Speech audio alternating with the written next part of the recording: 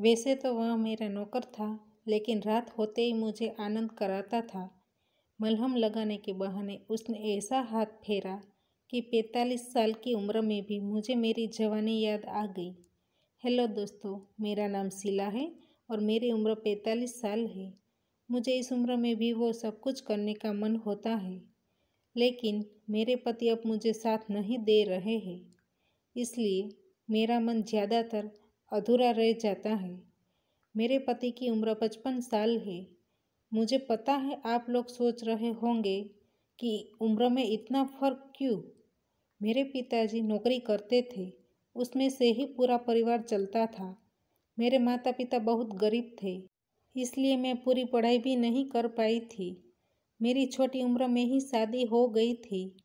मेरे पति मुझसे उम्र में 10 साल बड़े हैं, लेकिन मेरे पति के परिवार वाले बहुत अमीर थे, इसलिए मेरे माँ बाप ने उम्र के फासले को नज़रअंदाज कर दिया। लेकिन मुझे क्या पता था कि यह मेरे ज़िंदगी की सबसे बड़ी भूल होगी।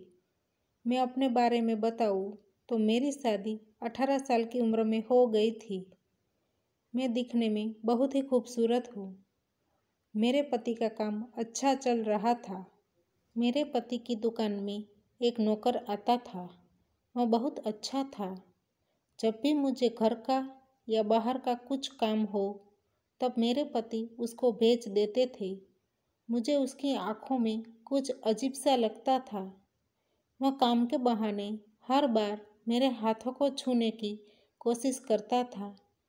मैं भी उसके इरादे को समझती थी, लेकिन मैं इंतज़ार करती थी उस दिन का जब मुझे मौका मिले।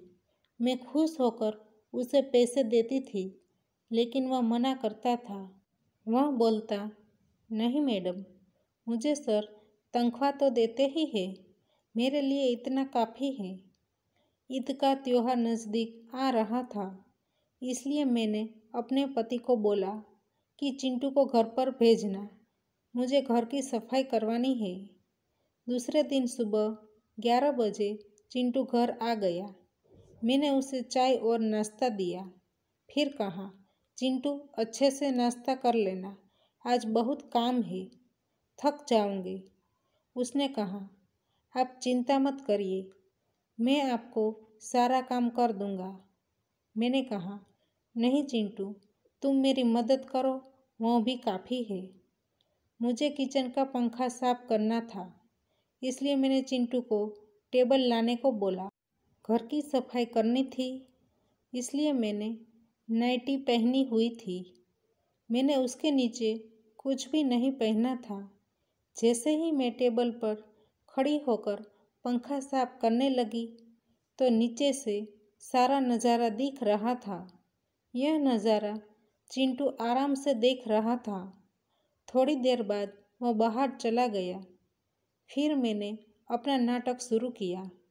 मैंने ज़ोर से चिल्लाकर चिंटू को बुलाया और कहा कि मैं टेबल पर से नीचे गिर गई हूँ, मैं खड़ी नहीं हो पा रही हूँ। चिंटू ने मुझे उठाकर बेड पर सुलाया और कहने लगा कि आपको ठीक लगे तो मैं आपको मलहम लगा दूँ। मैं तो इसी पल का इंतज़ार कर रही थी। चिंटू मलहम लेकर आया और मैंने अपने कपड़े, फिर उसने यह देखकर ऐसा मलहम लगाया कि मैं आपको क्या बताऊँ। उसने मुझे जन्नत का एहसास दिलाया। फिर हमको जब भी मौका मिलता, हम दोनों खूब मज़े करते थे। दोस्तों, हमारी कहानी यहीं पे समाप्त होती है। आपको पसंद आई है तो वीडियो को लाइक करें और शेयर करें।